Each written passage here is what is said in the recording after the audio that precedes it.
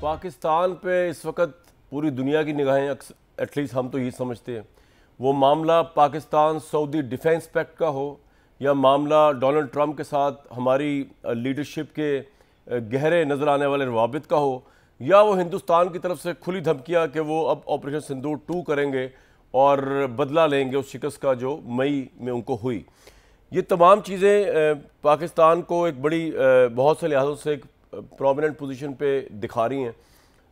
پاکستان کی اکانومی کے متعلق جو ہے وہ بڑی اچھی خبریں آ رہی ہیں، لیکن کس حد تک گراؤنڈ ریئلٹیز میں سب کچھ ریئل ہے یا کچھ چیزیں آئیڈیلزم کے ساتھ مکس ہو گئی ہوئی ہیں؟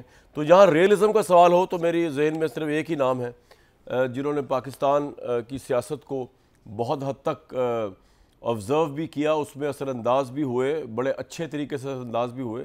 ان کی باتوں میں دلائل ہیں اور اتنی ایفیکٹو ٹویٹ کر دیتے ہیں کہ میں اکثر ان کی ٹویٹ ری ٹویٹ کر دیتا ہوں، کم سے کم الفاظ کے اندر۔ ویسے تو ایلیبوریٹ کرنے کے باہر ہیں ہمارے آج کے جو اسپیشل گیسٹ ہیں، لیکن کم سے کم الفاظ میں بھی سمندروں کو جو ہے وہ کوزے میں بند کر دیتے ہیں۔ حسین حقانی صاحب ہمارے ساتھ موجود ہیں، پاکستان کے سابق سفیر امریکہ میں، اور بہت انفلوئنشل انسٹرومنٹل رہے ہیں پاکستان کی سیاست کے اندر، خواہ وہ کوئی بھی پولیٹیکل پارٹی ہو۔ ان کا ذہن اور ان کے دلائل کی ضرورت ہر ایک کو پڑتی رہی۔ حقانی صاحب بہت شکریہ فار جوائننگ اس۔ کامران صاحب بہت شکریہ بلانے کا۔ سر، اس وقت پاکستان پوری دنیا میں ہم جہاں سے دیکھ رہے ہیں چھایا ہوا نظر آ رہا ہے۔ اوورآل آپ پاکستان کی سچویشن کو کہاں دیکھتے ہیں؟ یہ جو وار ختم ہوئی اس کے بعد جس طرح ہمارے تعلقات میڈل ایسٹ میں اور امریکہ کے ساتھ بڑھے ہیں، ان کا اوورآل ایک سر تجزیہ آپ کا چاہوں گا۔ کامران صاحب، پاکستان کے بارے میں یہ بات تو طے ہے کہ پاکستان دنیا کے اہم ملکوں میں سے ایک ہے۔ سر پاکستان کے پاس دنیا کی 5ویں سب سے بڑی فوج ہے۔ پاکستان ان چند ملکوں میں سے ہے، 9 ملک ہیں جن کے پاس ایٹمی ہتھیار ہیں، ان میں سے ایک پاکستان ہے۔ اور اس کے ساتھ ساتھ پاکستان کی آبادی بہت بڑی ہے۔ دنیا کی آبادی کے لحاظ سے بڑے ملکوں میں پاکستان شامل ہے۔ پاکستان کی جو جغرافیائی پوزیشن ہے وہ بھی بڑی اہم ہے۔ یہ مشرق وسطیٰ، سینٹرل ایشیا اور جنوبی ایشیا کے سنگم پر واقع ہے۔ تو اس لحاظ سے یہ کہنا کہ پاکستان کبھی بھی غیر اہم تھا، یہ تو غلط ہے۔ اب یہ ہے کہ پاکستان کی بات کو ذرا سا زیادہ سنا جا رہا ہے۔ اس کے اسباب کیا ہیں؟ اس کا سبب یہ ہے کہ پاکستان کی فوج نے بھارت کے ساتھ جو تازہ ترین اس کی کشمکش ہوئی اس میں اچھی کارکردگی کا مظاہرہ کیا۔ لوگوں کو یہ توقع نہیں تھی کہ وہ امریکی ہتھیاروں کے بغیر، پہلے جب بھی پاکستان کی فوج کی اچھی پرفارمنس رہی ہے خاص طور پہ ایئر فورس کی، اس میں ہمیشہ پاکستان نے امریکی ہتھیار استعمال کیے۔ 65 کی جنگ، 71 کی جنگ، پاکستان کے پاس سوفسٹیکیٹڈ طیارے تھے، اس وقت کے لحاظ سے سوفسٹیکیٹڈ طیارے تھے۔ اب پاکستان نے چینی ہتھیاروں کے ساتھ جنگ لڑی اور بہتر کارکردگی کا مظاہرہ کیا، توجہ حاصل کی، کیونکہ اب تک چین نے کوئی جنگ نہیں لڑی اور کوئی ایسی جنگ دنیا میں بڑی نہیں ہوئی جس کے اندر چین کے ہتھیار استعمال ہوئے ہوں۔ تو اس سے بھی لوگوں کو لگا کہ یہ ملک اور اس کی افواج اہم ہے۔ اب پاکستان سے وہ لوگ جو سوئچ آف کر کے بیٹھے ہوئے تھے کہ یہاں کیا ہو رہا ہے، یہاں تو معاشی بحران کے سوا اور اندرونی کشمکش کے سوا کچھ نہیں ہے، انہوں نے توجہ دینی شروع کر دی۔ تو یہ تو ہو گیا مثبت بیانیہ۔ صحیح۔ اب آئیے مشکلات کی جانب، کیونکہ بیانیہ ہمیشہ جو سمجھداری کا بیانیہ ہوتا ہے وہ صرف یہ نہیں ہوتا کہ آپ میٹھا میٹھا ہپ ہپ کر لیں پروس اور اینڈ کڑوا کونس۔ تو کر دیں۔ اب آپ آ جائیں اس طرف کہ اس کا اینڈ ریزلٹ کیا ہے۔ دیکھیے، پاکستان کی معیشت پچھلے سال سے بہتر ہو گئی ہے، اس میں کوئی شک نہیں ہے، لیکن کیا مطلقاً بہتر ہے؟ نہیں۔ پاکستان کی ایکسپورٹس پہلے سے کوئی بہت زیادہ نہیں بڑھ گئی۔ پاکستان ابھی تک اپنے کارکنوں کو دوسرے ملکوں کے سپرد کرنے اور ان کی ریمیٹنسز پر گزارا کرنے والا ملک ہے۔ کیا پاکستان میں کوئی انوویشن ہو رہی ہے، نئی ٹیکنالوجی ایجاد ہو رہی ہے جس کی وجہ سے پاکستان بڑی معاشی طاقت بن سکے؟ ایسا نہیں ہے۔ سنگاپور، جس کی آبادی پاکستان سے بہت کم ہے، بلکہ کراچی شہر سے کم آبادی ہے، جی۔ اس کی جو فیکس قومی پیداوار ہے وہ پاکستان سے کہیں زیادہ ہے۔ رہ گیا معاملہ عسکری طاقت کا، تو عسکری طاقت بھی کسی کی بھی لامتناہی نہیں ہوتی، اور پاکستان भारत से तो उसका एक फितरी पुराना तनाज़ा है, लेकिन और मुल्कों को साथ जाकर लड़के तो अपने आप को नहीं मनवा सकता। तो हमें अपने आप को दुनिया में मनवाने के लिए अभी बहुत कुछ करना बाकी है। ये आपने बड़ी बेहतरीन बात कही सर, लेकिन जो पाकिस्तान की अमेरिका के साथ कुर्बत हुई है, एक ज़माना था कि जो हिंदुस्तान के प्राइम मिनिस्टर थे वो अमेरिकन प्रेसिडेंट की कैंपेन चला रहे थे डोनाल्ड ट्रंप की, और जब डोनाल्ड ट्रंप आए तो लग ये रहा था कि हिंदुस्तान का एक नया दोस्ती का बाब शुरू होगा। तो सर इस सवाल की तरह दो पहलू हैं कि एक तो जिस तरह उनको अमेरिका टैरिफ्स के ऊपर या दूसरे मामलों के अंदर रगेद रहा है रोज़ नरेंद्र मोदी को, इसकी वजूहात क्या है? ये क्या कोई ज़ाती इशू है या अमेरिका का कोई इकॉनमी का या नेशनल इंटरेस्ट उससे ड्रिवन हुआ है जो वो सेफ गार्ड कर रहे हैं रशियन पेट्रोल ऑयल वगैरह की वजह से या उनके अलायंस की वजह से इंडिया के? और दूसरा सर सवाल का हिस्सा ये पाकिस्तान के करीब जो अमेरिका हुआ है उसके हमारे नज़दीक क्या प्रॉस एंड कॉन्स है और क्या वजह है इसकी? देखिए, पहली बात तो यह है कि एक तो डोनाल्ड ट्रंप साहब की शख्सियत है। वो शख्सियत आप बहुत अच्छी तरह जानते हैं, क्योंकि हमारे यहाँ भी ऐसी शख्सियत सियासत में बहुत नुमायाँ रही है, और आप भी उनके हमदर्दों हामियों को कई दफ़ा लेकर बैठे रहे हैं, सुनते जी। रहे हैं। तो ये तो एक ख़ास शख्सियत है। उस शख्सियत का मसला ये होता है कि उसको एक वक्त में किसी से पंगा लेना होता है, किसी की तारीफ़ करनी होती है, और सबसे ज़्यादा खुद अपनी तारीफ़ करनी होती है। अब हुआ ये कि जब ये पाकिस्तान भारत का की महाजराई हुई, तो डोनाल्ड ट्रंप ये चाहते थे कि सब ये कहें कि जनाब हुजूर किबला मोहतरम, आपकी वजह से ये सब कुछ है, ये सारी रौनक आपकी वजह से, अगर आप ना होते तो दोनों मुल्क उजड़ जाते। पाकिस्तान के रहनुमाओं ने सोचा कि इसमें आना का क्या मसला है, अगर इस आदमी की तारीफ करने से मुल्क का काम बनता है तो कर दो। इंडिया वालों ने ये मौक़िफ़ इख्तियार किया कि नहीं, हमें ये तारीफ नहीं करनी। तो यहाँ से जो मोदी ट्रंप रोमांस था वो ख़त्म होना शुरू हुआ। दूसरी तरफ रह गया मामला तिजारत का, तो वो ट्रंप की एक पूरी दुनिया के मामले में पॉलिसी है। पाकिस्तान के मामले में उसका ज़्यादा इतलाक इसलिए नहीं होता कि पाकिस्तान और अमेरिका की तिजारत बड़ी थोड़ी है। कुछ 7 अरब डॉलर की तिजारत है। अगर आप ये सोचें कि एलॉन मस्क के असासे कितने हैं, जेफ बेजोस के असासे कितने, तो 7 अरब डॉलर को बहुत बड़ी रकम नहीं है तिजारत के लिए। तो जब एक छोटे सा तिजारती रिश्ता है, उसमें को बहुत ज़्यादा टैरिफ डाल के उसको ख़राब करने की डोनाल्ड ट्रंप को भी कोई ज़्यादा ज़रूरत नहीं। उसने और भी बहुत से मुल्क जिनकी तिजारत छोटी है और उनके साथ ज़्यादा सख्ती नहीं की। भारत के साथ अमेरिका की तिजारत को 200 अरब डॉलर की है, और भारत की आबादी 1 अरब से ज़्यादा है। और भारत ने कई साल तक अमेरिका को ये लारा दिया है कि जनाब हम अपनी मंडी आपके लिए खोलने वाले हैं, तो आपकी कंपनी हमारे यहाँ आएंगी। जिस तरह पहले चीन गई थी, वहाँ उन्होंने बहुत पैसे बनाए, उसी तरह से आपको भारत में मौका मिलेगा। लेकिन भारत एक प्रोटेक्शनिस्ट मुल्क है, वो दूसरों को आसानी से अपनी मार्केट में आने नहीं देता, और जब आने देता है तो सिर्फ अपनी शराइत पे आने देता है। तो ये बात डोनाल्ड ट्रंप और उनके हामियों को खलती है। पहले वो तवक्को रखते थे कि बातचीत के जरिए इसको हल कर लेंगे। जब उनको ये लगा कि नहीं, मोदी साहब का मिजाज ज़रा ऐसा अब नहीं है, उन्होंने जो मोहब्बत करनी थी, जितनी तारीफ करनी थी, वो कर ली, अब और नहीं करेंगे। दरअसल ये जो तबीयत होती है ना खुद पसंदी की, जी। इसका एक बहुत बड़ा मसला ये होता है कि इसकी जितनी भी तारीफ करते रहे, कामरान शाहिद ने 4 शो तारीफ के कर दिए, वो उतना अहम नहीं होंगे जितना वो 5वां शो होगा जिसके अंदर उन्होंने थोड़ी सी तनकीद कर दी। अच्छा। फोन आपको जब आएगा जब आपको छोटी सी तनकीद कर देंगे। तो ये खुद पसंद तबीयत का इसमें ट्रंप की बड़ा दखल है। अब आ जाए दूसरी तरफ, पाकिस्तान ने जो भी उसके पास लेकिन अकाली साहब कार्ड्स। अगर एक सेकंड में आपको सर इस पे मैं आपसे अगर सॉरी माजरत थोड़ा सा नहीं बताइएगा, नहीं, क्या सिर्फ खुद पसंदी डोनाल्ड ट्रंप की जो है उसकी वजह से इतना बड़ा अमेरिका डिसीजन ले सकता है कि इंडिया को जो ट्रेड के ऊपर जिस तरह के वो टैरिफ्स लगा रहे हैं या इंडिया के साथ जो ताल्लुकात अपने वो ख़राब कर रहे हैं या ख़राब कर चुके हैं, इतना बड़ा वो ले सकता है, या इसके खुद पसंदी के अलावा भी कोई रीज़न हो सकता है? नहीं नहीं, और भी रीजन है ना। मैंने अर्ज किया खुद पसंदी तो पहला रीजन ठीक है। है। दूसरा रीजन तिजारत का मामला है, ठीक। मंडी ना खुलना, मायूसी कि ठीक। हमें मार्केट का शेयर नहीं मिल रहा, दबाव डाला जाए इनके ऊपर। और तीसरा ये है कि उनको ये महसूस हुआ कि चीन के हवाले से भारत जिस तरह से हमें उम्मीदें दिलाता रहा है कि हम किसी न किसी दिन तुम्हारे साथ मिलकर चीन का मुकाबला करेंगे, भारत का ऐसा कोई इरादा नहीं है। तो इसलिए जब उनसे उम्मीद ही नहीं है किसी किस्म के अस्करी ताउन की, भारत किसी अस्करी माहदे में शामिल नहीं होना चाहता, तो उनसे उम्मीदें कम कर लो। तो ये सारे अवामिल इकट्ठे हो सही। गए हैं। लेकिन जिस बात की तरफ मैं आ रहा था वो ये है कि देखिए, ये जो एक अमेरिका की एक होती है प्रेसिडेंशियल टर्म से मुताल्लिक पॉलिसी, एक होती है बियॉन्ड प्रेसिडेंशियल टर्म्स। تو ٹرمپ جو ہے وہ کیونکہ لارجر دین لائف آدمی ہے، روز خبروں میں ہوتے ہیں، روز ان کی کوئی نہ کوئی چیز آ رہی ہوتی ہے، وہ ٹویٹ بھی کر رہے ہوتے ہیں، وہ ویڈیوز بھی ریلیز کر رہے ہوتے ہیں، وہ آ، لوگوں کے ساتھ ایسی جملے بازی بھی کر رہے ہوتے ہیں جس کی خبر بنے. تو اس وجہ سے ہمیں لگتا ہے کہ امریکہ صرف صدر ٹرمپ اور ان کے فیصلے ہیں. ایسا نہیں ہے.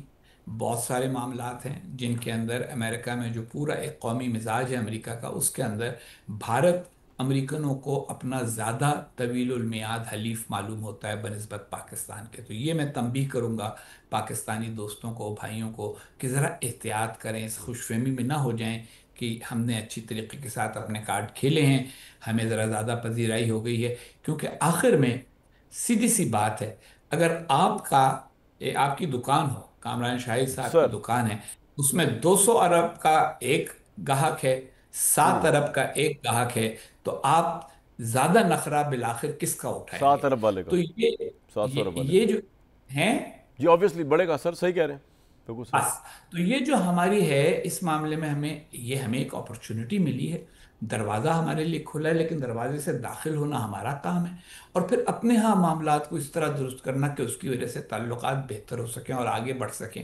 یہ بھی ہماری ذمہ داری ہے. اب آئیے پاکستان اور امریکہ کے ہاں تعلقات پاکستان کی نے کیا تاریخ. ایسا دکھایا ان کو جی کہ ہاں، امریکہ میں نے قریب لاؤ؟ ایک جی. دیکھیے، میں نے اس پر پوری کتاب لکھی ہے، اور اس کتاب میں میرا موقف یہ ہے کہ دراصل بنیادی طور پہ بھارت اور پاکستان میں بنیادی فرق یہ ہے کہ بھارت امریکہ کے ساتھ غیر عسکری جو رشتہ ہے اس کو ہمیشہ گہرا کرتا رہا ہے. مثلا 1949 میں جب لیاقت علی خان پہنچے امریکہ، تو ان سے انہوں نے، امریکہ کے صدر جو تھے ہیری ٹرومن، انہوں نے پوچھا کہ آپ کو کیا چاہیے. انہوں نے اپنی جیب سے 8 صفوں کی ٹائپ ریٹن فہرست دے دی اسلحے کی اور ساز و سامان کی. جب نہرو گئے، نہرو سے پوچھا کہ آپ کو کیا چاہیے. انہوں نے کہا جی ہمارے ہاں آپ IIT بنا دیں، MIT کی طرح.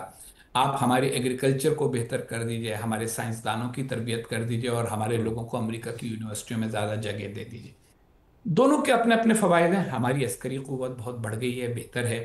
ابھی بھی ہمارا عسکری تعاون ہی سب سے زیادہ اہم ہے. پہلے لنچ کے اوپر ہمارے وزیر اعظم کو نہیں بلایا، پہلے لنچ پہ ہماری فوج کے سربراہ کو بلایا، اس کے بعد وزیر اعظم اور فوج کے سربراہ کو اکٹھا بعد میں بلایا گیا. تو یہ ایک جو امبیلنس ہے، یہ کل طویل المیعاد بہتری کا ضامن نہیں ہے. کیونکہ جو عسکری تعلق ہے وہ تو صرف اور صرف سیکورٹی ڈائمنشن میں ہے. باقی چیزوں کے اندر جو ریلیشن شپ ہے، مثالیں میں آپ کو دیتا چلوں امریکہ کے جو یونیورسٹیاں ہیں اس میں ہزاروں پروفیسرز ہیں جو انڈیا سے آئے صحیح. ہوئے ہیں، وہاں پڑھاتے ہیں. صحیح. پاکستانی آپ کو شاذ و نادر ملیں گے. اسی طریقے کے ساتھ امریکہ کا جو پولیٹیکل نظام ہے اس کے اندر مثلا 6 یا 7 بھارتی نژاد جو ہیں وہ کانگریس کے اراکین ہیں. مختلف محکموں میں آپ دیکھیے کہ ان کے جو اٹارنی جنرل ہیں وہ بھارتی نژاد ہیں. پاکستانی نژاد لوگوں کا ایسا کوئی مقام حاصل نہیں ہے. تو یہ وہ ساری باتیں ہیں جن کی وجہ سے جب ٹرمپ چلے جائیں گے اور امریکہ نسبتاً معمول پہ آ جائے گا، اور سارا کچھ صرف ایک شخص کی پسند ناپسند پر بات نہیں ہو رہی ہوگی. یہ نہیں میں کہہ رہا کہ پالیسی ایک شخص کی پسند ناپسند پہ بن رہی ہے، لیکن اس کی پسند ناپسند کا ذکر بہت ہوتا ہے. تو وہ جب ختم ہو جائے گا تو پھر یہ بیلنس دوبارہ واپس اس مقام پہ آ جائے گا جہاں پہ امریکہ میں جو مختلف قسم کی بھارتی لوبیاں ہیں وہ مؤثر ہو جائیں گی. تو اس کھلے ہوئے دروازے سے فائدہ اٹھانے کا وقت ہمارے پاس بہت تھوڑا ہے.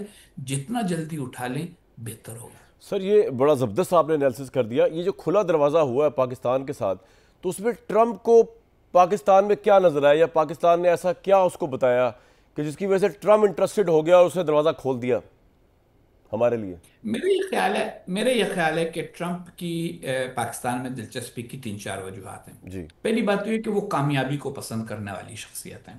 ان کو لگا کہ پاکستان نے اس عسکری مقابلے میں کامیابی حاصل کی ہے. دوسرا، وہ دنیا میں کسی اور دنیا میں فیلڈ مارشل ہیں اکا دکا، مطلب مصر کے جو سربراہ ہیں مارشل سیسی، وہ اپنے آپ کو فیلڈ مارشل کہتے ہیں. ٹھیک. ایک ہمارے ملک میں فیلڈ مارشل ہے. باقی اس وقت دنیا میں کوئی فیلڈ مارشل نہیں ہے. تو ان کو یہ بات بھی ذرا اٹریکٹ کرتی ہے کہ ایک فیلڈ مارشل ہے، بڑی مؤثر شخصیت والا. صحیح. تیسری بات یہ ہے کہ ان کو پاکستان سے یہ امید ہے کہ پاکستان کے کرٹیکل منرلز پہ امریکہ اپنا کچھ اثر و رسوخ قائم کر سکے گا، اپنا حصہ لے سکے گا۔ دوسری طرف وہ یہ دیکھتے ہیں کہ پاکستان کرپٹو کے معاملے میں کچھ تھوڑا سا ایڈوانس کرنے کو تیار ہے، وہ ان کو اٹریکٹ کر رہی ہے بات۔ لیکن اگر ان میں سے کوئی چیز بھی شروع ہوئی اور اس کے بعد ان کو محسوس ہوا کہ اس کا جو والیوم ہے، ڈالر والیوم، وہ اتنا بڑا نہیں ہے جتنا انہوں نے سمجھا ہوا تھا، تو یہ بھی یاد رکھیے کہ وہ اتنی ہی آسانی سے ہلکے ہلکے ہلکے ہم سے تھوڑا سا پیچھے بھی ہٹ جائیں گے۔ اور ایک اور بات یہ ہے کہ ان کو یہ سمجھ میں آ گیا ہے کہ مشرق وسطیٰ میں جن ملکوں کے اثر و رسوخ کو وہ استعمال کر سکتے ہیں ان میں پاکستان بھی شامل ہے۔ دیکھیے ان کی پالیسی کا بہت بڑا حصہ کامران یہ ہے جی کہ وہ چاہتے ہیں کہ امریکہ جو ہے وہ باقی ممالک کی دفاع میں جو اپنا پیسہ خرچ کرتا ہے، اپنے وسائل خرچ کرتا ہے، وہ کم کر دے۔ انہوں صحیح. نے نیٹو میں اپنی ذمہ داریاں کم کر دی ہیں، انہوں نے جرمنی اور یورپ کے دوسرے ملکوں کو کہا ہے اپنا خرچ بڑھاؤ اور اپنی فوج خود سنبھالو۔ وہ مشرق وسطیٰ میں بھی یہی کرنا چاہتے ہیں۔ اگر آپ کو یاد ہو تو سعودی عرب کے ساتھ سیکیورٹی گارنٹی امریکہ کی 1945 سے اب تک چل رہی تھی۔ بالکل. اب اگر وہ سیکیورٹی گارنٹی سعودی عرب کو پاکستان دیتا ہے، امریکہ کو دینے کی ضرورت نہیں پڑتی، تو ٹرمپ کی سوچ میں، اور یہ ٹرمپ کی سوچ اور باقی امریکہ کی سوچ ایک ہونا ضروری نہیں ہے، ان کو صرف آدھے امریکہ کی حمایت حاصل تھی الیکشن کے موقع کے اوپر، باقی آدھے کی سوچ الگ ہے۔ تو بہت سے ماہرین امریکہ میں ایسے ہیں جو یہ نہیں سمجھتے کہ ایسا ہو سکے گا، لیکن ٹرمپ یہ سمجھتے ہیں کہ اگر مشرق وسطیٰ کی سیکیورٹی رسپانسبلٹیز امریکہ کی جگہ پاکستان اٹھا لے تو کیا برا ہے۔ اسی وجہ سے وہ اردوغان سے بھی باتیں کر رہے ہیں، وہ ترکی کا بھی کردار چاہتے ہیں، انہوں نے مصر کے ساتھ بھی دروازہ کھلا رکھا ہے۔ چار ہی بڑی مسلح افواج ہیں گریٹر مڈل ایسٹ کے اندر: پاکستان، ترکی، ایران اور مصر۔ ایران کیونکہ امریکہ کا دوست نہیں ہے تو اس کو الگ کر دیا، باقی تینوں کے ساتھ وہ معاملات کر کے ہر ایک کو کوئی نہ کوئی کردار دینا چاہتے ہیں۔ مصر کو چاہتے ہیں وہ کہ وہ کردار ادا کرے غزہ کے اندر، ترکی کو وہ چاہتے ہیں کہ وہ سیریا میں ذمہ داری ادا کرے اور اس کو سٹیبلائز کرے، شاید عراق کی ذمہ داری بھی بالآخر انہی کو دے دیں، اور پاکستان کو وہ چاہتے ہیں کہ خلیج کے خطے کی ذمہ داری پاکستان سنبھال لے۔ اب ہمارے سوچنے کی بات یہ ہے کہ کیا ہم ایسا کر سکیں گے اولاً؟ ثانیاً اگر ہم نے ایسا کیا تو اس کی ہمارے لیے کیا کیا کانسیکوینسز ہوں گے؟ کیا ہم کسی اور کی لڑائی میں گھسیٹ لیے جائیں گے؟ اور اگر ہم گھسیٹے گئے تو کیا وہ ہمارے لیے، جس کو انگریزی میں کہتے ہیں ورتھ وائل، کیا ہمارے لیے جو بیلنس ہے وہ ہمارے فیور میں جائے گا کہ ہمیں جو اس کے لیے چیزیں برداشت کرنی پڑی، کیا اس کے بدلے میں ٹھیک. جو ہمیں ملے گا وہ اس سے بہتر ہوگا؟ یہ ساری وہ باتیں ہیں جو ہمیں اپنے طور پہ اندرونی طور پہ غور کرنا چاہیے۔ لیکن جو ٹرمپ کی سوچ ہے وہ تو یہ ہے کہ بھائی اگر میری جگہ بوجھ یہ اٹھا رہے ہیں تو سبحان اللہ ان کی مدد کرو اور ان کو انکریج کرو کہ یہ بوجھ سے سنبھالنے کے لیے آگے بڑھیں۔ سر یہ بڑا انٹرسٹنگ انالیسس آپ نے کیا، لیکن اس سارے سسٹم کے اندر پاکستان کی امریکہ کے ساتھ قربت، خواہ وہ منرلز کی وجہ سے ہو، کوئی بزنس انسینٹو ہو، اس سے چائنا پاکستان کے تعلقات کو کوئی فرق پڑ سکتا ہے؟ اور کیا چائنا سسپیشیس ہوگا ایٹ دس سٹیج کہ پاکستان امریکہ کے ساتھ بہت، کیونکہ ایکچولی تو رائیولری جو اگر ورلڈ فورم پہ دیکھی جائے تو اب ان دو کنٹریز ہی ہیں جو ایمرجنگ، ایک تو چائنا ہے جو جسے کہا جا رہا ہے رائزنگ سپر پاور، ایک امریکہ ہے، امریکہ چائنا کو کنٹرول کرنا چاہتا ہے، چائنا کو اس چیز کا پتہ ہے۔ تو چائنا اور پاکستان کے تعلقات کو ایک فرق پڑے گا اس سے، امریکہ کی کلوزنس جو ہے دیکھیے پاکستان؟ پاکستان کی قیادت تو یہ سمجھتی ہے کہ چین کے ساتھ ہمارے جتنے گہرے تعلقات ہیں اس کے بعد ان پر کوئی اثر نہیں پڑ سکتا، ٹھیک ہے. اور وہ یہ سمجھتے ہیں کہ چین کی قیادت سمجھتی ہے کہ پاکستان کیوں بیلنس کر رہا ہے، دوسروں سے کیوں تعلقات قائم کر رہا ہے۔ مگر میرا یہ خیال ہے کہ یہ سارا اس پہ ڈپینڈ کرتا ہے کہ امریکہ اور چائنا کے تعلقات کس رخ پہ جاتے ہیں۔ اگر ان کے درمیان رائیولری بڑھی تو پھر یقیناً چین کے رویے میں بھی ایک تبدیلی آئے گی، اور وہ بھی اپنے دوستوں سے یہ چاہے گا کہ وہ فیصلہ کریں کہ وہ چین کے کتنا ساتھ ہیں اور چین کے حریف کے کتنا ساتھ ہیں۔ ابھی تک تو چین یہ کہتا ہے کہ ہمارا کوئی حریف نہیں ہے۔ اگر آپ چین کے موقف کو دیکھیں تو چین کا کہنا یہ کہ یہ امریکنوں کا کہنا ہے کہ ہم اس کے حریف ہیں، ہم تو کسی کے حریف نہیں۔ لیکن کسی مرحلے کے اوپر اگر چین نے بھی امریکہ کو حریف کے طور پہ دیکھنا شروع کیا، یہ محسوس کرنا شروع کیا کہ امریکہ کی پالیسیاں جو ہیں وہ چین کے خلاف ہیں اور چین کو ایک کونے میں دھکیلنے کی کوشش کرنے کے مترادف ہیں، تو پھر وہ اپنے دوستوں سے مطالبہ یہی کرے گا کہ تم امریکہ کے مقابلے میں ہمیں چنو۔ وہ وقت اگر آیا تو ہمیں اپنی پالیسی پر غور کرنا پڑے گا۔ اس وقت ہماری قیادت یہ سمجھتی ہے کہ چین پر کوئی فوری اثر نہیں پڑنے والا ہے، چین اور پاکستان کے تعلقات پر، اور ہم دونوں طرف تعلق نبھا سکتے ہیں۔ اب اس کی مثال کچھ ایسی سمجھ لیجئے جی کہ جیسے جیسے گھر والے ابھی تو پریشان نہیں ہیں کہ آپ کی کسی اور سے دوستی ہو گئی ہے، لیکن اگر محلے والوں نے آپ پر رپورٹیں دینی شروع کر دی تو پھر معاملات کسی وقت گڑبڑ بھی ہو سکتے یہ ہیں۔ بڑی اور انٹرسٹنگ ایگزامپل۔ اگر کسی نے آ کے یہ کہہ دیا کہ جناب وہ تو نکاح ہو چکا ہے، تو پھر آپ یہ کہ گھر میں جس قدر فساد ہوگا اس کا آپ کو خود اندازہ ہے۔ بالکل، تو پہلی والی کہے گی کہ بھائی یا تو طلاق دو مجھے، یا پھر اب تو پاکستان میں لا بن چکا ہے وہ جیل بھی کرا سکتی ہے۔ تو یہ آپ نے بڑی انٹرسٹنگ اگزامپل دی۔ سر ضمناً سوال میرے ذہن میں یہاں سے آیا کہ آپ ڈونلڈ ٹرمپ کا بتا رہے تھے، تو سر ایک تو یو ایس پریزیڈنٹ جو ہے وہ آل پاورفل ہے، وہاں کی اسٹیبلشمنٹ پہ، پینٹاگون پہ، سیکرٹ سروس پہ، وہاں کی ساری اس کے اوپر، یا وہ بھی وہاں اس کے بھی ایک ریسٹرکٹڈ پاور، مطلب اس کی پاورز بھی چیک اینڈ بیلنس میں ہیں کہ اس کو بھی اسٹیبلشمنٹ کو ساتھ لے کے چلنا پڑے گا، اس کو بھی پینٹاگون کو ساتھ، خفیہ ایجنسیوں کو ساتھ لے کے چلنا پڑے گا، یا وہ ہی از دا ریئل باس، جو وہ کرے گا وہی ہوگا؟ کامران جی جی کامران شاہ صاحب، جب ہم پڑھاتے ہیں یہاں طلبہ کو تو ہم ہمیشہ ان کو کہتے ہیں کہ کانسیپٹ آف پاور سمجھنے کے بعد جو دوسرا سب سے اہم تصور آپ کو سمجھنا ہے وہ ہے لمٹس آف پاور۔ واہ، چاہے وہ سپر پاور ہو دنیا کی، چاہے وہ ملک کا صدر ہو، چاہے کسی ملک کا بادشاہ ہو جو مطلق العنان ہو، ہر ایک کی پاور کی کوئی نہ کوئی لمٹ ہوتی ہے، جو یا حالات کی وجہ سے ہوتی ہے، یا آئین اور قانون کی وجہ بالکل سے صحیح، ہوتی ہے، یا کسی اور کے پش بیک کی وجہ سے ہوتی ہے۔ تو یہ بات تو سمجھ لیجیے کہ کوئی کمپلیٹلی پاورفل 100% تو نہیں ہوتا۔ امریکہ میں مسئلہ صرف یہ ہے کہ امریکہ اس وقت ایک قطبیت زدہ ملک ہے، ڈیوائیڈڈ ملک ہے، پولرائزڈ ملک ہے۔ ڈونلڈ ٹرمپ جو ہیں ان کے پاس وہ منتخب ہوئے ہیں، کانگریس میں بھی اس وقت ان کی پارٹی کی اتنی اکثریت ہے کہ کانگریس ان کا کے سامنے کوئی رکاوٹ نہیں ڈال رہی۔ ٹھیک، سپریم کورٹ کے 9 اراکین ہیں، ان میں سے 6 جو ہیں وہ ان کی پارٹی کے ہیں، جن میں سے 3 کو انہوں نے نامزد کیا سپریم کورٹ کا چیف جسٹس۔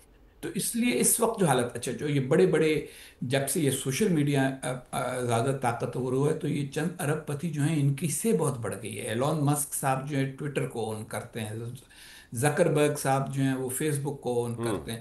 اب وہ فیس بک، ٹویٹر، ان مالکان کے پاس یہ طاقت ہے کہ یہ جو وہ ہوتے ہیں الگوریدم، ان میں ایسی مینجمنٹ کریں کہ جس کی وجہ سے کچھ موقف زیادہ آگے آئے اور کچھ پیچھے رہ جائے۔ تو وہ صحیح، سب کچھ ٹرمپ کے حق میں گیا ہے، اور ان کا ایک مومنٹم ہے۔ ٹھیک، اگلے سال ہوں گے کانگریس کے انتخابات، تو جب وہ ہوں گے، میرا نہیں خیال کہ امریکہ میں ریپبلکن پارٹی کانگریس میں اپنی اکثریت برقرار رکھ سکے گی۔ اچھا، اسی طرح سے اگلے چند مہینوں میں یہ بات واضح ہے کہ سپریم کورٹ ہر بات پہ ٹرمپ صاحب کی ساتھ نہیں کرے گا، کیونکہ ان کی بہت ساری باتیں واضح طور پر غیر آئینی ہیں۔ وہ مطلب آئین میں صاف صاف لکھا ہوا ہے کہ جو آدمی امریکہ میں، جو شخص امریکہ میں پیدا ہوا وہ امریکہ کا شہری ہے۔ وہ کہتے ہیں نہیں نہیں، اس پہ یہ شرط ہونی چاہیے کہ اس کے والدین میں سے ایک امریکی ہونا چاہیے۔ سپریم کورٹ ایسی بات تو نہیں مانے گا۔ پھر وہ امریکہ کے آئین میں لکھا ہوا ہے کہ امریکی فوج علاوہ بغاوت ہونے کی صورت میں خود امریکہ میں کبھی جنگ نہیں کرے گی، امریکہ سے باہر جنگ کرنے کے لیے فوج بنائی گئی ہے۔ وہ فوج کو شہروں میں لے آئے ہیں، اب بھی شکاگو میں فوج لے آئے ہیں، پورٹلینڈ میں لے آئے، تو وہ ساری کی ساری چیزیں اس پر بھی شاید پش بیک ہو۔ اور اگر 100% اتفاق سب نے کرتے بھی گئے تو ان پر سب سے بڑی لمٹ یہ ہے کہ امریکہ میں یہ بات واضح کہ ایکسٹینشن نہیں ہو سکتی صدر کی۔ 4 سال کی صدارت کے بعد اس کو اپنا منصب چھوڑنا ہی ہوگا، یا دوبارہ الیکشن لڑ کے جیتنا ہوگا۔ وہ دوبارہ الیکشن یوں نہیں لڑ سکتے کہ وہ 2 دفعہ صدر بن منتخب ہو چکے، چکے ٹھیک، ہیں، اور آئین میں لکھا ہوا ہے کہ 2 دفعہ سے زیادہ نہیں بن سکتے۔ وہ کہتے ہیں کہ میں اس کو بھی نیا انٹرپریٹ کروں گا، لیکن اس کی بھی کیا نئی انٹرپریٹیشن نکال لیں گے؟ اگر نکال بھی لی تو 4 سال اور اگر کسی طرح ان کو مل بھی گئے، ان کے اوپر ایک حد ہے۔ تو ایسے معاشرے جتنے بھی ہیں، جمہوری معاشرے، اور میں کہتا ہوں نیم جمہوری معاشرہ، ہمارا معاشرہ نیم جمہوری ہے، نیم جمہوری ملکوں میں بھی ہمیشہ اپوزیشن اور حکومت کے درمیان کسی نہ کسی قسم کی مفاہمت کی ضرورت ہوتی ہے۔ اب تک ٹرمپ اس کو قبول نہیں کر رہے۔ آپ کو پتا ہوگا آج کل امریکہ میں حکومت بند ہوئی ہوئی ہے، کیونکہ کانگریس جو ہے وہ پیسے منظور کرتی ہے تنخواہیں وغیرہ دینے صحیح، کے، ان میں وہاں پہ ڈیڈ لاک ہو گیا ہے، بجٹ منظور نہیں ہو سکا، اس وجہ سے جو حکومتی دفتر ہیں وہ سب بند ہو گئے ہیں، لوگوں کو گھر بھیج دیا گیا ہے کہ بھئی آپ جب آئیے گا جب آپ کی تنخواہ دینے کی پوزیشن میں گورنمنٹ ہو، اور بات چیت چل رہی ہے۔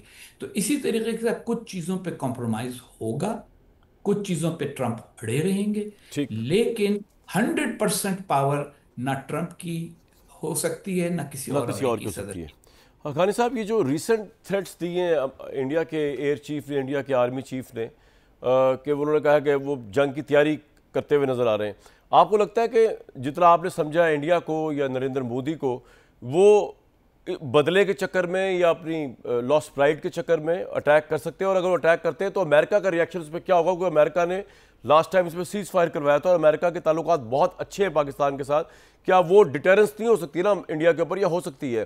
یا اور آپ کو لگتا ہے انڈیا اٹیک کرے گا؟ دیکھیے، اب انڈیا اکنامک ٹیک آف کر رہا ہے، اس کی اکانومی فلرش کر رہی ہے، ایسے ماحول میں تو اس کو تو ہمیشہ اوائڈ کرنا چاہیے کشمکش اور لڑائی۔ ٹھیک ہے۔ انڈیا کے مفاد میں جنگ ہے ہی نہیں، یہ بھی جو انہوں نے کیا تھا یہ انہوں نے جھکی ماری تھی، کیونکہ انہوں نے نقصان اٹھایا۔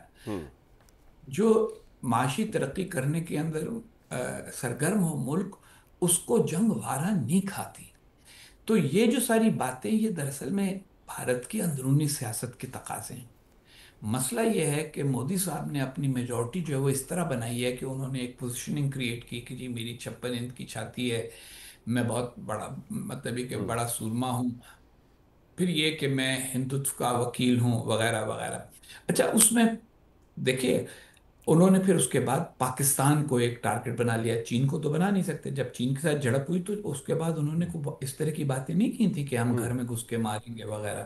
وہ ساری باتیں صرف پاکستان کے لیے ہوتی ہیں۔ اس کا ایک سیکنڈ آرڈر بھی ایفیکٹ ہے، وہ یہ ہے کہ کیونکہ وہاں پہ ایک ہندو مسلم انہوں نے کریٹ کیا ہوا ہے تناؤ، تو پاکستان مسلمان، بھارت ہندو، یہ ایک تناؤ کی بات بن جاتی ہے۔ اگر آپ غور کریں تو یہ بدقسمتی سے اس سے بہت ملتا جلتا ہے جیسا کسی زمانے میں خود پاکستان میں ہوا کرتا تھا۔ ہمارے ہاں بھی آپ کو یاد ہوگا کہ مرحوم قاضی حسین احمد صاحب کی سیاست تھی، وہ ہمیشہ یہ ہوتی تھی کہ جی ہم ہنود اور یہود سے مقابلہ کرنے کے لیے سیاست میں، مطلب وہ یہ نہیں ہوتی تھی کہ بھئی ہم تمہارے لیے اسکول کھولنے کے لیے آئے ہیں، سڑکیں بنانے کے، ہم ہنود و یہود کے مقابل کھڑے ہوئے ہیں۔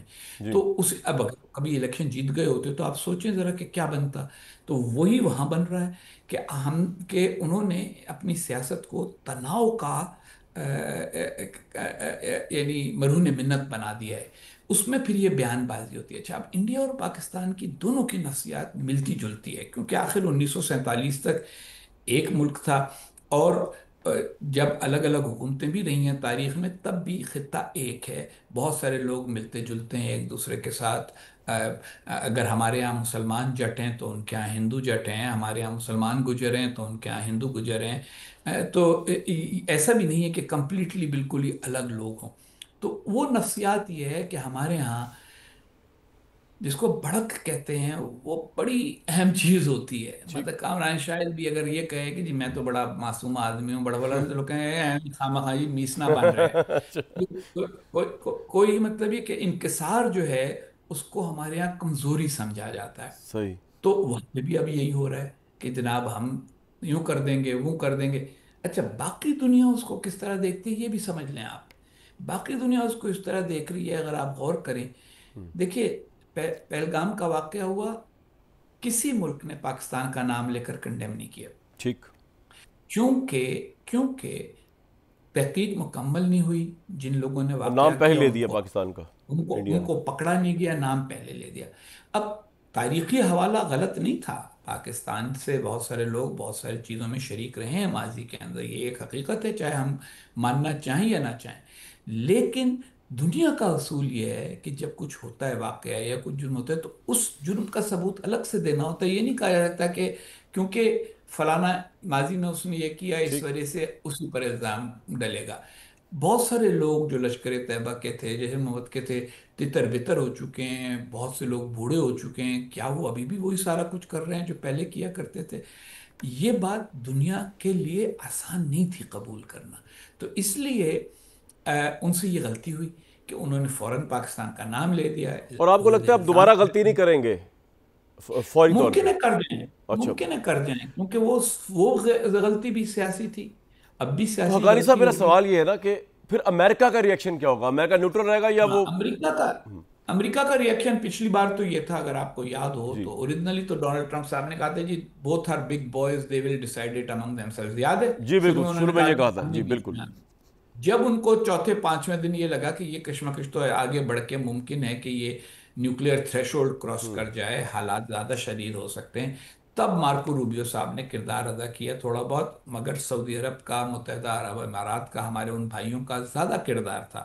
اور انہوں نے خود فیصلہ کیا کہ ہمیں کریڈٹ نہیں چاہیے. یہ بات ایک اور میں کامران شاہی صاحب آپ کے سر توسط سے کہنا چاہتا ہوں کہ ہمارے ملک میں ایک کلچر ہے کہ آدمی جو ہے وہ مطلب یہ کہ اگر کسی نے کسی کا نلکا ٹھیک کیا ہے تو وہ چاہتا ہے کہ وہاں ایک پہلے وہ لگے، پلیٹ لگے جس کے اوپر لکھا ہو کہ جی آج حسین حقانی نے کامران شاہد کے لون کا نلکا ٹھیک کیا. کریڈٹ لینے کا شوق ہمیں بہت زیادہ ہے. پورے بر صغیر میں یہ مرض بہت زیادہ پھیلا ہوا ہے. بالکل ٹھیک. مگر مگر حقیقت یہ ہے کہ بعض اوقات زیادہ اچھا کام وہ لوگ کرتے ہیں جو کریڈٹ لینے کی لڑائی میں نہیں پڑتے. ہمارے سعودی بھائیوں نے کریڈٹ نہیں مانگا، ہمارے اماراتی بھائیوں نے کریڈٹ نہیں مانگا، بالکل صحیح. مگر دونوں نے بھارت کو اور پاکستان کو جنگ بندی کی طرف آمادہ کرنے میں بہت اہم کردار ادا کیا. ٹھیک. لیکن ٹرمپ صاحب نے کریڈٹ مانگا اور لے لیا، اور ٹھیک ہے. اب سوال یہ ہے کہ اگر اگلا راؤنڈ اسی طرح سے ہوتا ہے تو پھر بھی کیا ٹرمپ صاحب پچھلی بار بھی اس طرح سے تو شامل نہیں ہوئے کہ انہوں نے کوئی لیٹر سٹیج پہ آئیں گے یا کب آئیں گے؟ جی تو اب بھی وہ زیادہ زیادہ وہ وقت دیکھیں گے، اس کے مطابق وہ بیان دیں گے. بالکل ٹھیک. لیکن کسی پاکستانی کو یہ غلط فہمی نہیں ہونی چاہیے کہ امریکہ سے ہمارے اچھے تعلقات ہیں، اس لیے ضروری ہے کہ اگر دوبارہ کو خدا نخواستہ راؤنڈ ہوتا ہے پاکستان اور بھارت کے درمیان تو امریکہ ہمارا ساتھ دے بالکل گا. ٹھیک. جب اچھے زمانے تھے 1965 میں، 71 میں، تب بھی امریکہ نے ہمارا بہت ہی محدود طریقے کے ساتھ ساتھ دیا، حالانکہ ہمارا اور ساتھ ایگریمنٹس بھی تھے ان کے ساتھ. بالکل صحیح. اور ساتھ دیتے دیتے چھوڑ بھی دیا. بالکل صحیح. حقانی صاحب بہت مزہ آ رہا ہے آپ سے گفتگو کر کے، یقین کریں. ایک بریک اگر میں لے سکوں مختصر سی، اور بریک کے بعد آپ جتنی مہارت حسین حقانی صاحب رکھتے ہیں بین الاقوامی معاملات پہ، اس سے زیادہ مہارت یا اتنی مہارت کم از کم رکھتے ہیں اندرونی پاکستان کی سیاست کے اوپر بھی. بریک کے بعد ان سے ذرا پاکستان کی سیاست کے بارے میں بھی جاننے کی کوشش کریں گے. بریک کے بعد واپس آتے ہیں. حسین حقانی صاحب، جب سے پاکستان کی اسٹیبلشمنٹ آرم فورسز جنگ جیتی ہے اسٹیبلشمنٹ کے، امریکہ کے ساتھ، سعودی عرب کے ساتھ، ڈیفینس پیکٹ، یہ سب کچھ ہوا، اسی طرح ہم نے دیکھا 23 سے عمران خان تھوڑے ارریلیونٹ ہوئے پاکستانی سیاست میں. آپ کے نزدیک کیا عمران خان کی پاپولیرٹی جو ہے وہ بہت پیچھے جا چکی ہے اب، اور باقی فورسز آگے آ چکی ہیں؟ کامران شاہد صاحب دیکھیے، میرا جو تجربہ ہے وہ یہ ہے سر. کہ جو سیاست کا ایک پاکستان کی سیاست کے مختلف لیئرز ہیں، سطحیں ہیں. ٹھیک. تو ایک تو ہے پاور ایکویشن. تو پاور ایکویشن میں یقیناً عمران خان صاحب اب پاور ایکویشن میں بالکل شامل نہیں ہیں، نہ خطرے کے طور پہ نہ پلیئر کے طور پہ. ٹھیک. لیکن یہ جو مقبولیت ہوتی ہے یہ آتی جاتی رہتی ہے. جنرل ضیاء الحق کے زمانے میں 80 کی دہائی میں ایسا محسوس ہوتا تھا کہ پیپلز پارٹی ختم ہو چکی، طاقت کے ذریعے اس کو بالکل تربیت کیا جا چکا تھا. اس کے لیڈر کچھ سیاست چھوڑ گئے تھے، کچھ مختلف ادھر ادھر چلے گئے تھے. پھر آخر میں مصطفیٰ کھر صاحب اور جتوئی صاحب نے نیشنل پیپلز پارٹی بنا لی تھی. ٹھیک. جام صادق صاحب الگ ہو گئے تھے. لیکن محترمہ بے پھر نظیر پیپلز پارٹی بھٹو پاور میں آئی. جی. محترمہ بے نظیر بھٹو واپس آئیں، الیکشن جیتیں، چلی گئیں. پھر اسی طریقے کے ساتھ نواز شریف صاحب کے ساتھ ہوا. 93 میں وہ ہٹائے گئے، لگتا تھا اب نہیں آئیں گے. 97 میں آ گئے. اس کے بعد 99 میں گئے تو پھر مشرف نے کہا جی یہ چیپٹر ہمیشہ کے لیے بند ہو گیا ہے. نہیں بند ہوا. تو یہ مقبولیت کا جو چیپٹر ہے یہ بالکل الگ معاملہ ہے. لیکن یہ میں ضرور کہوں گا کہ ہر ایک کو اس میں محنت کرنی پڑتی ہے واپسی کے لیے، اور واپسی کے لیے محنت جو ہے اس میں مفاہمت ہی شامل ہوتی ہے. محترمہ بے نظیر بھٹو کی واپسی اس لیے ممکن ہو سکی 1986 میں کہ انہوں نے جنیجو صاحب جو اس وقت وزیر اعظم تھے ان کو باور کرایا کہ دیکھیے آپ کو ایک حقیقی اپوزیشن کی ضرورت ہے. میں آپ کی ٹرم ختم ہونے سے پہلے جو 85 میں آپ شروع کرتے ہیں، میں اس سے پہلے آپ کو ڈسٹرب نہیں کروں گی، آؤں گی، سپورٹ دکھاؤں گی، اور پھر میں سیاست کروں گی، اپنی پارٹی اچھا، کو آرگنائز کروں گی. مجھے انڈرسٹینڈنگ دی آنے انہوں نے دیں. جنید صاحب کو. اچھا. ایک انڈرسٹینڈنگ ہوئی، وہ آئیں.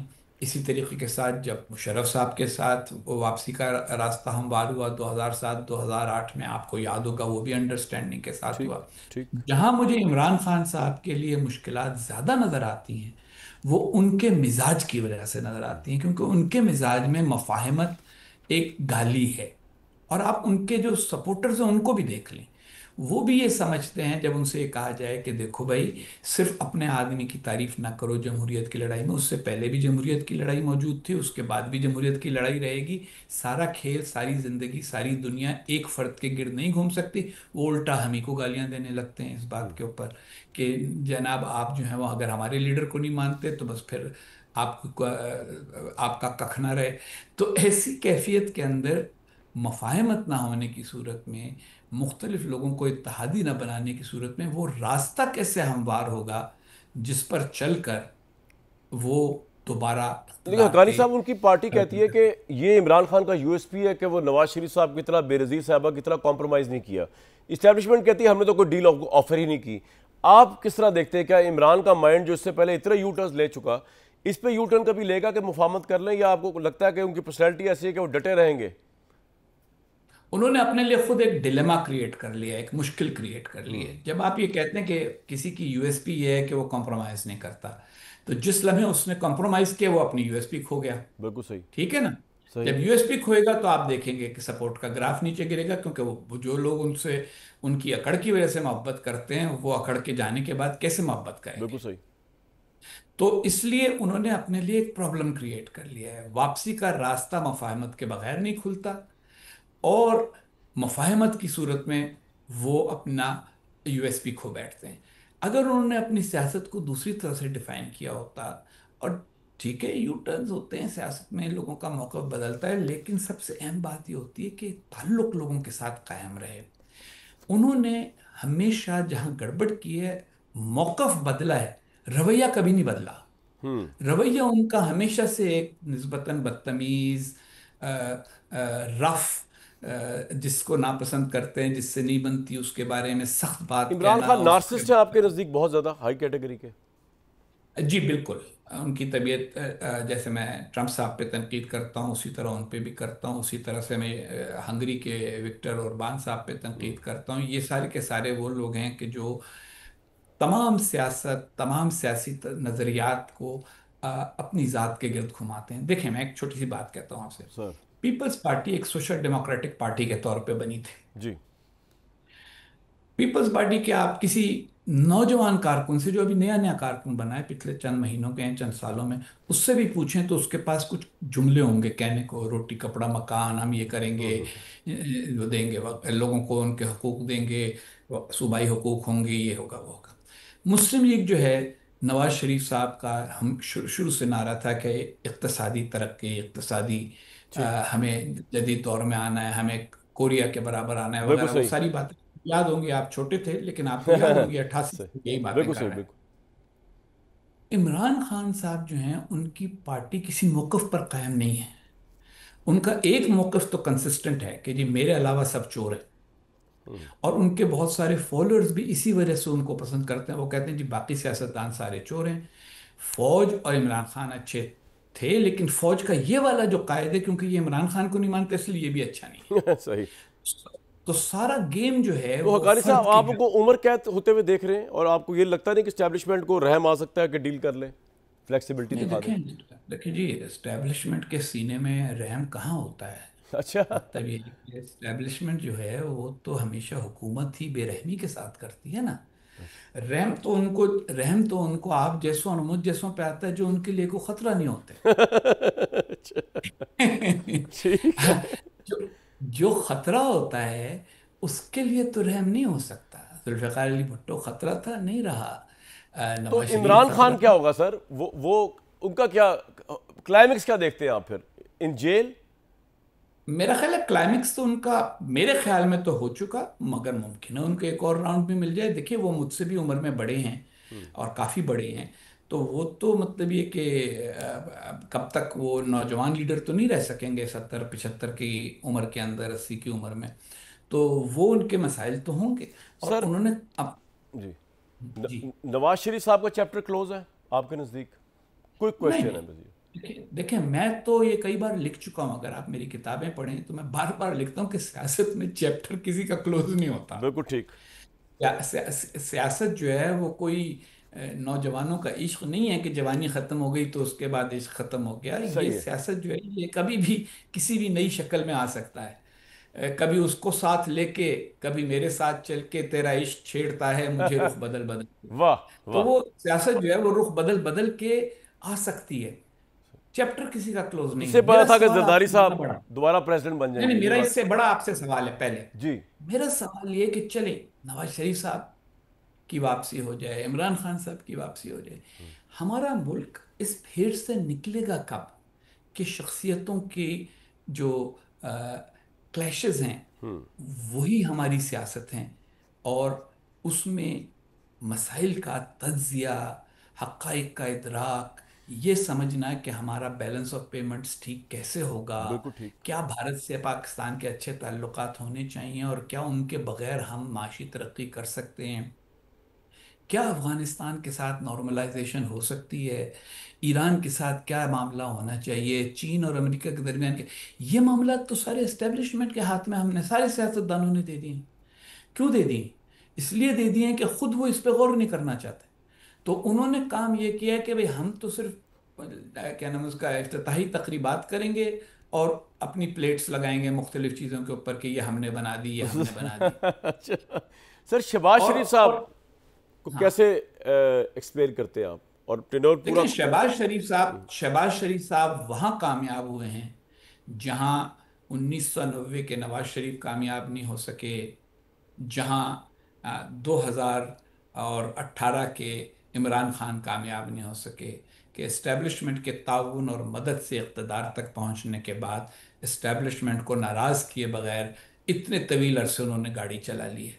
आप देखें कि न सिर्फ कि इस्टेब्लिशमेंट यानी गाड़ी चल रही है, बल्कि उन्होंने अब तक कोई ऐसा काम भी नहीं किया जिसकी वजह से कोई थरथली सी मच गई हो। मुझे याद है कि 90 के इलेक्शन के चंद हफ्तों के अंदर ही अंदर खबरें, जर्नलिस्टों ने मुझे कांटेक्ट करना शुरू कर दिया। मैं मियाँ साहब के लिए काम करता था उस वक्त, उनका एडवाइजर था। लोग जी पूछते थे कि अच्छा जी सुना जी जी। ए हो रहा है, सुना ओ हो रहा है। मतलब उस वक्त ये लोगों को डर लग रहा होता था कि एस्टेब्लिशमेंट पीछे पीछे कुछ कर रही है, आसिफ नवाज अब बन गया है तो ये करने वाला है, फला फला। अब अल्लाह का फजल है कि मुकम्मल ठंड है। तो यहाँ एस्टेब्लिशमेंट बैक्ड पॉलिटिशियन के तौर के ऊपर शहबाज शरीफ साहब पाकिस्तान की तारीख के शायद कामयाब तरीन पॉलिटिशियन साबित हो रहे हैं। राइट। बड़ी दिलचस्प गुफ्तगू और एनालिसिस जारी है हक्कानी साहब का, नवाज शरीफ साहब, शहबाज शरीफ साहब, इमरान खान पे। जारी रखते हैं इसको ब्रेक के बाद। बहुत शुक्रिया हुसैन हक्कानी साहब, हमारे साथ मौजूद थे, आपने इतना वक्त दिया। आपके ख्यालात बहुत से लोग उसे एग्री करेंगे, लोग डिसएग्री भी कर सकते हैं। आप हमें हमेशा अपनी फीडबैक दे सकते हैं व्यूअर्स, फ्रंटलाइन कामरान के ट्विटर अकाउंट पे और अदरवाइज भी। हुसैन हक्कानी साहब वंस अगेन बहुत शुक्रिया फॉर योर प्रेशियस टाइम और सुपर्ब एनालिसिस। मुझे दीजिए कल तक इजाज़त।